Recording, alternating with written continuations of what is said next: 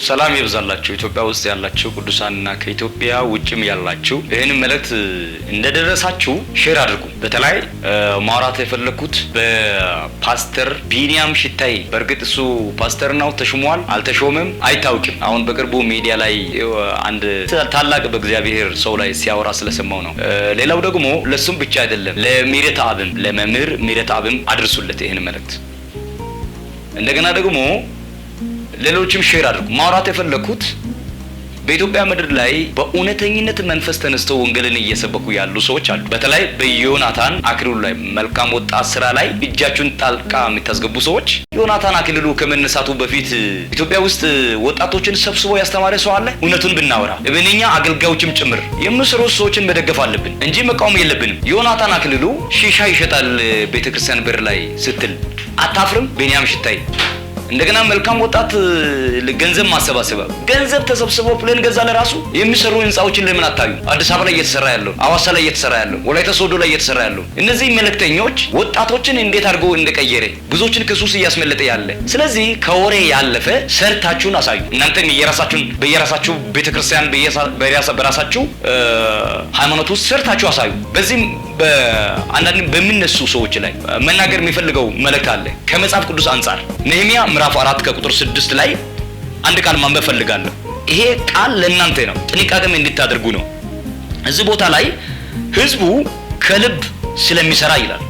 ህዝቡ ከልብ ስለሚሰራ ቅጥሩን እኩሌታው ድረስ መልሰን ሰራ ነው ይላል። ህዝቡ ከልብ ስለሚሰራው ቅጥሩ እኩሌታው ድረስ መልሰን ሰራ ነው። ሰንበላጥ፣ ጦቢያ፣ አረቦች፣ የአሞንና የአሽዶድ ሰዎች የኢየሩሳሌምን ቅጥር ስራ እየተፋጠነና ክፍት ቦታዎችም ሁሉ እየተሞሉ መሆናቸውን በሰሙ ጊዜ እጅግ ተቆጡ ይላል። እደግመዋለሁ ይሄንን መልእክት። ቅጥሩንም ሰራን፣ ቅጥሩንም ሁሉም እስከ እኩሌታው ድረስ ተጋጠመ። የህዝቡም ልብ ለስራው ጨከነ።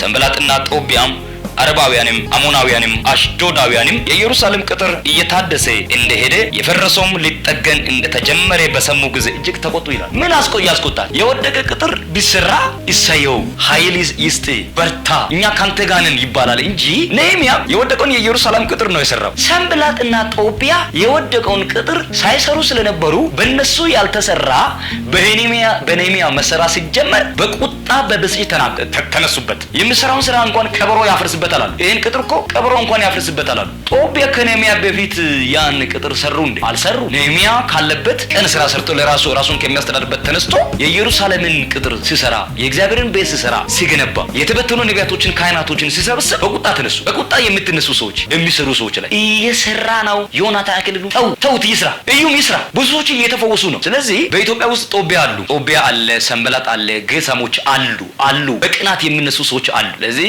ቅዱሳኖች ሚዲያ ላይ የሚለቀቁ በሙሉ ትክክል ነው ብላችሁ ባሰሙ ባትቀበሉ ጥሩ ነው። ስለዚህ ዮናታን አክሊሉ መልእክት አለኝ፣ በርታ፣ እግዚአብሔር ካንተ ጋር ነው።